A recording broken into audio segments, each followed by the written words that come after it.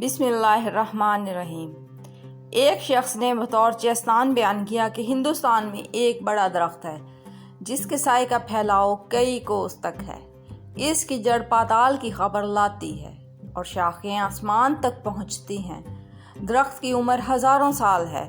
اس کا پھل تمام خلقت کھاتی ہے، لیکن اس کے پتوں کے متعلق لوگوں کو یقین ہے کہ وہ نہایت تلخ اور بدمزہ ہوتے ہیں۔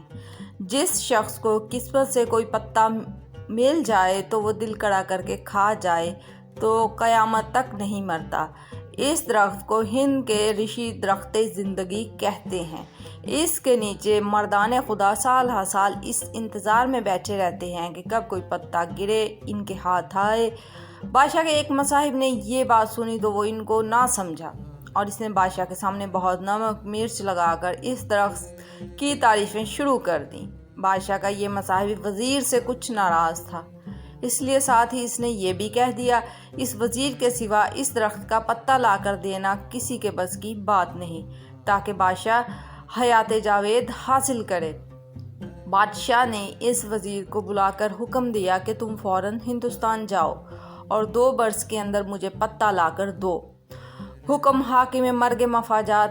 وزیر خزانہ لے کر گیا اور اس درخت کی تلاش میں ہندوستان کے تمام شہر، میدان اور جنگل چھان مارے۔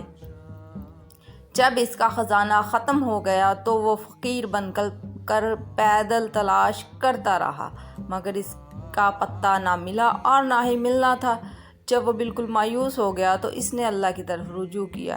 اسے خواب میں الہام ہوا کہ ہمارا ایک دوست مرغاب میں ہے، وہ تمہارا مقصد پورا کرے گا۔ خواب میں یہ اشارہ پا کر وہ مرغاب کی طرف روانہ ہو گیا۔ وہاں پہنچ کر دیکھا کہ خلقت ایک طرف جوک در جوک چلی جا رہی ہے، یہ بھی اس طرف کو ہو لیا۔ ایک بزرگ خندہ رو اور شیریں بیان وہاں تشریف فرما تھے، لوگ ان کے ارد گرد بیٹھے تھے۔ وزیر بھی نہایت عاجزی سے بیٹھ گیا اور اپنی داستان بیان کرنے لگا۔ تو انہوں نے بتایا کہ تم نے فائل کا اصل مدعا نہیں سمجھا، محض اس کی باتوں کو لے لیا، لفظوں کو لے لیا، معنی پر غور نہ کیا۔